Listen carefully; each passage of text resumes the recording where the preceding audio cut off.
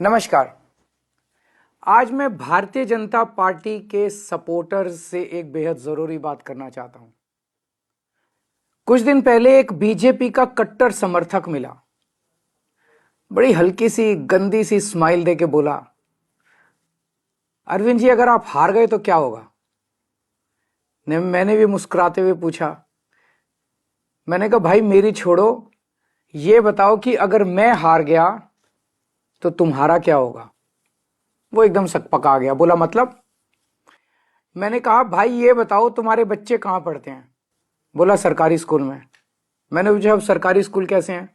बोला स्कूल तो बहुत अच्छे हो गए, टीचर भी बहुत बढ़िया पढ़ाते हैं, रिजल्ट भी बहुत अच्छे आ रहे हैं।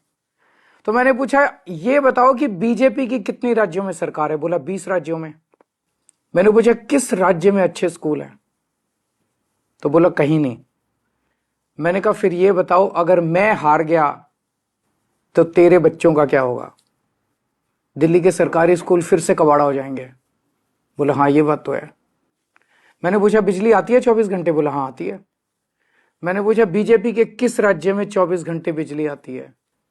थोड़ा सा सोच के बोला कहीं नहीं। मैंने पूछा तुम्हारा बिजली का बिल कितना आता है। बोला 0।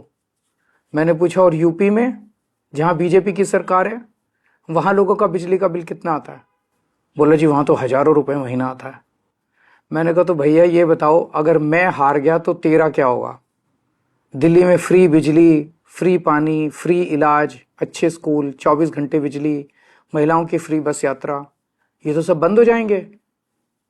कम से कम हर महीने 25,000 रुपए की चपत लगने लगेगी। है 25,000 रुपए देने को।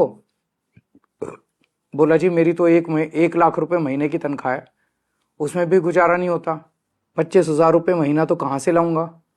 मैंने कहा तो फिर बीजेपी भूल जाओ, राजनीति भूल जाओ, पॉलिटिक्स भूल जाओ, अपनी सोचो, अपने परिवार की सोचो।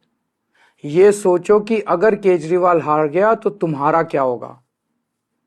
वो संतुष्ट हो गया, बोला सर मैं इस चुनाव में तो आपको वोट दे दूंगा पर मैं बीजेपी नहीं छोड़ूंगा। मैंने भी मुस्कुरा के कहा भाई जैसी तेरी मर्जी। मेरी सभी बीजेपी के सपोर्टर से अपील है कि अगर बीजेपी आ गई तो आपको हमारी सरकार से मिलने वाली सारी सुविधाएं बंद हो जाएंगी। मोटे मोटे तौर पे 25,000 रुपए हर महीने की चपत लगने लगेगी। हैं इतने पैसे, भुगत लोगे? नहीं ना। तो फिर मैं आपका भाई होने के नाते आपको सलाह दे रहा हूं, झाड़ू पे वोट दो। आप चाहे अपनी पार्टी मत छोड़ो, लेकिन इस चुनाव में झाड़ू पे वोट दे दो। इसी में आपका और आपके परिवार का फायदा है। और हां, अगर आपको कभी पर्सनल काम भी हो तो अपने इस भाई के पास आ जाना, मैं हमेशा आपके काम आऊंगा।